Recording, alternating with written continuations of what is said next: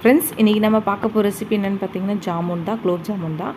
அதுவும் நார்மல் குலோப் ஜாமுன் இல்லை, இது ப்ரெட்டில் செய்ய போகிற ப்ரெட் குலோப் ஜாமுன்.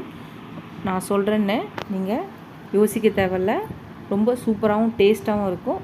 நார்மல் குலோப் ஜாமுன் மாதிரியே டேஸ்ட்டாக இருக்கும். வாங்க இந்த ப்ரெட் குலோப் ஜாமுன் எப்படி செய்யலான்னு பார்க்கலாம். ஃப்ரெண்ட்ஸ், இன்றைக்கி நம்ம ப்ரெட்டை வச்சு தான் ஒரு ரெசிபி செய்ய போகிறோம். அது என்ன ரெசிபின்னு பார்த்தீங்கன்னா ப்ரெட்டில் ஒரு ஸ்வீட் ரெசிபி. என்னன்னு யோசிக்கலாம், அது ப்ரெட்டில் ஒரு குலோப் ஜாம் ரெசிபி தான். நம்ம நார்மலாக குலோப் ஜாம் நிறைய டிஷ்ஷஸ் செஞ்சுருப்போம். நிறைய குலோப் ஜாம் மாவில் செஞ்சுருப்போம், அப்புறம் ரவையில் செஞ்சுருக்கோம். இன்றைக்கி நம்ம ப்ரெட்டில் செய்ய போகிறோம். இதுக்கு இந்த ப்ரெட்டை நல்லா பிச்சு போட்டு மிக்சி ஜாரில் தூள் பண்ணி எடுத்துகிட்டு வரலாம்.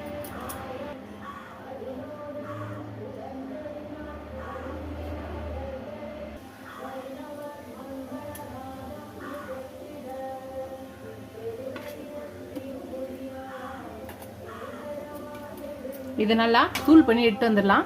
நல்லா தூள் பண்ணி எடுத்துட்டு வந்தாச்சு. இதை ஒரு பவுலில் போட்டுக்கலாம்.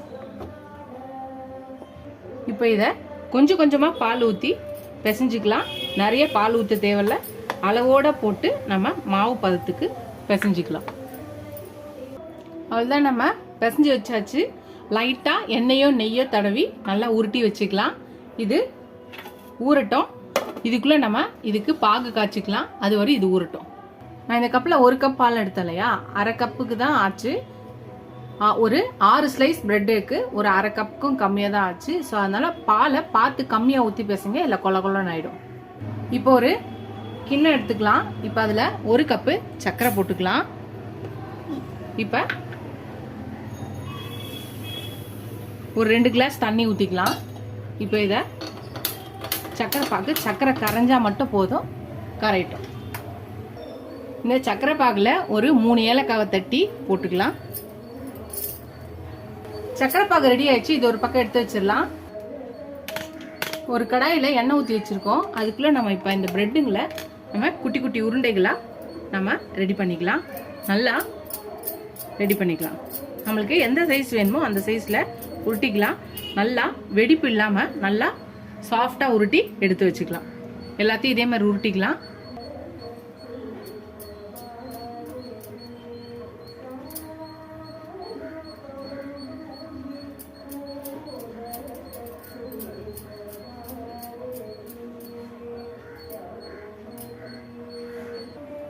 ஃப்ரெண்ட்ஸ், எல்லாத்தையும் நம்ம உருட்டியாச்சு பாருங்க. வெடிப்பே இல்லாமல் நல்லா உருட்டிக்கோங்க. நம்ம நார்மல் குலோப் ஜாம் செய்வோம்ல, அந்த மாவில் கூட வெடிப்பு வரும். பட் ஆனால் இந்த ப்ரெட்டில் உருட்டும் போது எந்த வெடிப்புமே இல்லாத வந்திருக்கு. இது இருக்கட்டும். கடாயில் எண்ணெய் வந்துருச்சு. இப்போ இதெல்லாத்தையும் போட்டுக்கலாம்.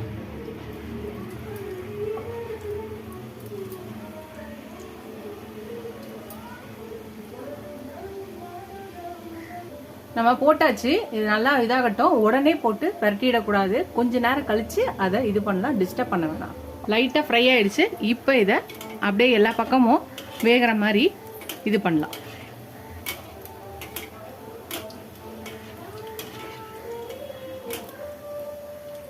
வேகட்டும். அவ்வளோதான், எல்லாம் ஃப்ரை ஆயிடுச்சு பாருங்க. எல்லாத்தையும் எடுத்துடலாம். நல்லா ப்ரௌன் கலரில் கோல்டன் ப்ரௌனில் எல்லாம் ஃப்ரை ஆயிடுச்சு. இதை நம்ம அப்படியே இந்த சர்க்கரை பாகில் போட்டுடலாம். இதே மாதிரி அடுத்த பேட்சையும் நம்ம போட்டுடலாம். இதுவும் வேகட்டும். இது நல்லா ஊறி வந்தோடனே நம்ம எடுத்தோன்னா நம்மளோட பிரெட். ஃப்ரெண்ட்ஸ், நம்மளோட பிரெட் குலோப் ஜாம் ரெடி ஆயிடுச்சு. வாங்க சாப்பிட்டு பார்த்துடலாம். ரொம்ப சாஃப்டாக இருக்கு. ரியலி சூப்பராக இருக்குது. நிஜமாலே நான் சொல்கிறேன்னு நீங்கள் யோசிக்காதீங்க. கண்டிப்பாக ட்ரை பண்ணி பாருங்கள். டக்குன்னு நமக்கு ஒரு ஸ்வீட் சாப்பிட்ணுன்னு நினச்சிங்கன்னா பிரெட் குலோப் ஜாம் செஞ்சு பாருங்கள். டக்குன்னு ஊறிடும், டக்குன்னு சாப்பிட்றலாம். செஞ்சு பார்த்துட்டு எப்படி இருக்குன்னு சொல்லுங்கள். ஃபஸ்ட் டைம் என் சேனலை பார்க்க சப்ஸ்கிரைப் பண்ணிட்டு பாருங்கள். ஃபுல் வீடியோ பாருங்கள். இதோட அடுத்த ரெசிபியில் பார்க்கலாம். இதுவரை சப்ஸ்கிரைப் பண்ண எல்லா ஃப்ரெண்ட்ஸ்க்கும் தேங்க்ஸ். டாடா பாபா ஃப்ரெண்ட்ஸ்.